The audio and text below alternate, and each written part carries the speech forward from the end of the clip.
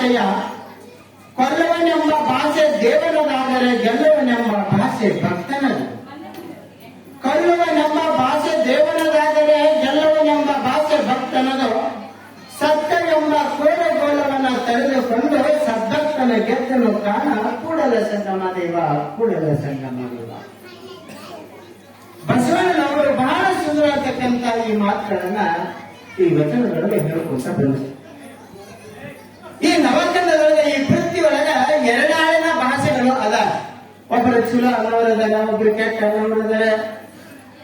ಆದ್ರೆ ಈ ನವಕಂಡ ಪೃಥ್ವಿ ಒಳಗೆ ಕೇವಲ ಎರಡಾಳಿನ ಭಾಷೆ. ಅವ್ರನ್ನೆಲ್ಲ ಒಳ್ಳೆತನದನ್ನ ಹಿಡಿಬೇಕು, ಕೆಟ್ಟದ್ದನ್ನದನ್ನ ಬಿಟ್ಟು ನಾವು ಆ ಭಗವಂತನ ಜ್ಞಾನವನ್ನ ಮಾಡಬೇಕು ಅನ್ನೋದು ಹೇಳ್ತಾರೆ. ಮುಂದೆ ಕೊಲ್ಲುವನೆಂಬ ಭಾಷೆ ದೇವನದಾದರೆ, ದೇವರನ್ನು ಕೊಲ್ಲಬೇಕು ಅನ್ನೋದು ಆದರೆ ಅದಕ್ಕೆ ಏನ್ ಹೇಳ್ತಾರೆ ಅಂತಂದ್ರೆ ಗೆಲ್ಲುವನೆಂಬ ಭಾಷೆ ಭಕ್ತನ ಆಗಬೇಕು.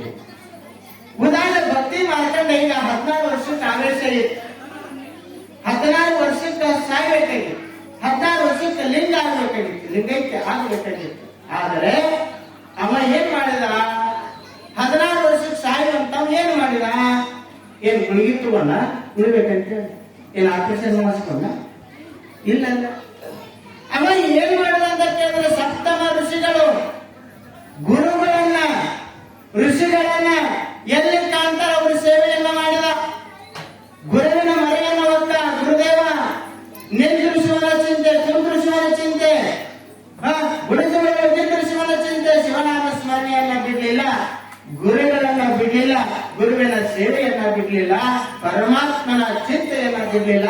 ಮುಂದೆ ಬಂದ ದಿವಸ ಸಪ್ತಮ ಋಷಿಗಳು ಅಂತೇಳಿ ಆ ಮಾರ್ಗವಾಗಿ ಬರುವಾಗ, ಸಪ್ತಮ ಋಷಿಗಳು ಅಂತಂದ್ರೆ 7,000 ಋಷಿಗಳು ಬರುವಂತ ಸಂದರ್ಭವಾಗಿ ಆ ಋಷಿಗಳನ್ನ ನೋಡಿ ತನ್ನ ಆಶ್ರಮದಲ್ಲಿದ್ದ ಅವರ ಆಶೀರ್ವಾದವನ್ನು ತೆಗೆದುಕೊಳ್ಬೇಕಂತೇಳಿ ಭಕ್ತಿ ಮಾರ್ಕಂಡೇಯ ಓಡಿದ. ಕಲ್ಲನ್ನಿಲ್ಲ, ಮುಳ್ಳನ್ನಿಲ್ಲ, ಗುಡ್ಡನ್ನಿಲ್ಲ, ಬೀಳ್ತಿನನ್ನಿಲ್ಲ, ಬಿದ್ದರೂ ಕೂಡ ಎದ್ದು ಆ ಋಷಿಗಳ ಮುಂದೆ ಹೋಗಿ ಪಾದಕ್ಕೆ ನಮಸ್ಕಾರವನ್ನು ಮಾಡಿದ ಭಕ್ತಿ ಮಾರ್ಕಂಡೇಯ.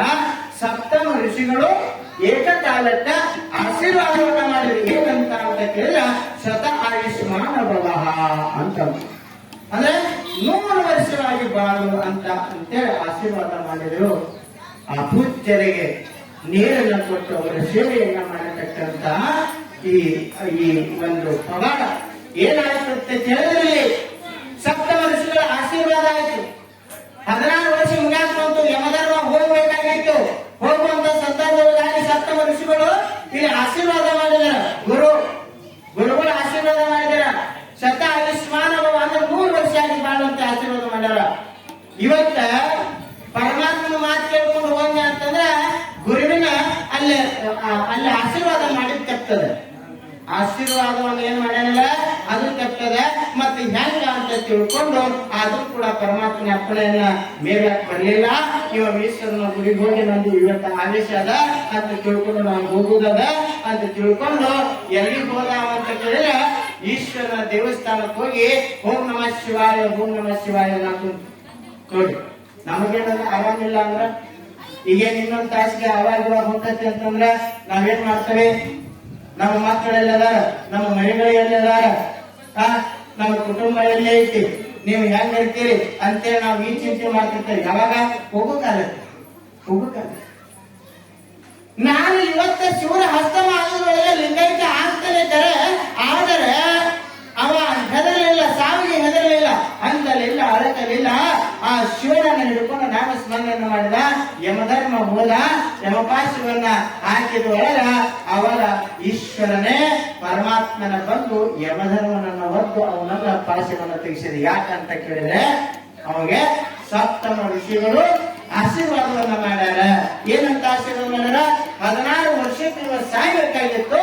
ದೀರ್ಘ ಅಂದ್ರ ಶತ ಆಯುಷ್ಮಾನ ಭವ ಅಂತ ಏಕಕಾಲಕ್ಕೆ ಮಾಡ್ಯಾರ ಅಂತಂದ್ರ ಅವ 16 ವರ್ಷಕ್ಕೆ ಸಾಯುವಂತ ಮನುಷ್ಯ ಅವನಿಗೆ ಎಂದೆಂದಿಗೂ ಅವ 100 ವರ್ಷ ಆಗೇ ಬಂದ್ರು 16 ವರ್ಷದಂಗೆನೆ ಕಾಣ್ತಾನ ಅನ್ನತಕ್ಕಂತ ಆಶೀರ್ವಾದವನ್ನು ಕೊಟ್ಟವರು ಯಾರು ಅಂತ ಕೇಳಿದ್ರೆ ಸಪ್ತಮ ಋಷಿಗಳು.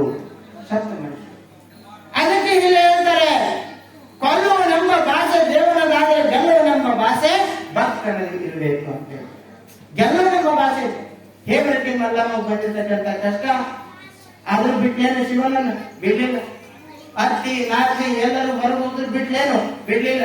ಕುಂತಿನ ಮಲ್ಲಿಕಾರ್ಜುನ ಸಗಣಿ ಬೆಳೆದ್ರ ಮಲ್ಲಿಕಾರ್ಜುನ ಯಾಕಂತಿದ್ರು ಕೆಟ್ಟ ದೇವರು ಅದನ್ನ ಸಂದರ್ಭ ವಿಧಿ ಮಾಡಿಸಿದ ಕರೆ, ಆದರೆ ಗೆಲ್ಲುತ್ತೇನೆ ಅನ್ನತಕ್ಕಂಥ ಭಾವ ಯಾರಿಗಿತ್ತು ಅಂತ ಕೇಳಿದ್ರೆ ಆ ತಾಯಿ ಹೇಮರೆಡ್ಡಿ ಮಲ್ಲಮ್ಮ ಇತ್ತು. ಅದಕ್ಕೆ ನಾವು ನೀವು ಎಲ್ಲರೂ ಸೇರಿ ಈ ಸುಸಂದರ್ಭದ ಒಳಗ ಗ್ರಾಮದೊಳಗ 11 ದಿವಸ ಪರ್ಯಂತ ನಾವು ಏನ್ ಕೇಳ್ತಾ ಇದೀಪ ಅಂತಂದ್ರೆ ಭಕ್ತಿಯಿಂದ ದಾನಮ್ಮನ ಪುರಾಣವನ್ನ ನಾವು ಕೇಳಕ್ಕೆ ಹಚ್ಚಿದ್ದೇವೆ. ಯಾಕೆ ಕೇಳಬೇಕು ಅಂತ ಕೇಳಿದ್ರೆ ಕೊಡುವವನು ಆವ, ಕಸುಗೊಳ್ಳುವವರು ಆತ. ಕೊಡುವವನು ಆತ, ಕಸುಗೊಳ್ಳುವವನು ಆತ.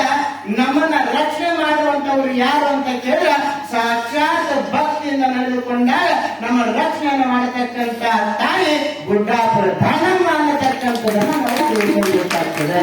ಅದಕ್ಕೆ ಇಲ್ಲಿ ಗೆಲ್ಲುವನೆಂಬ ಭಾಷೆ ಭಕ್ತನದು.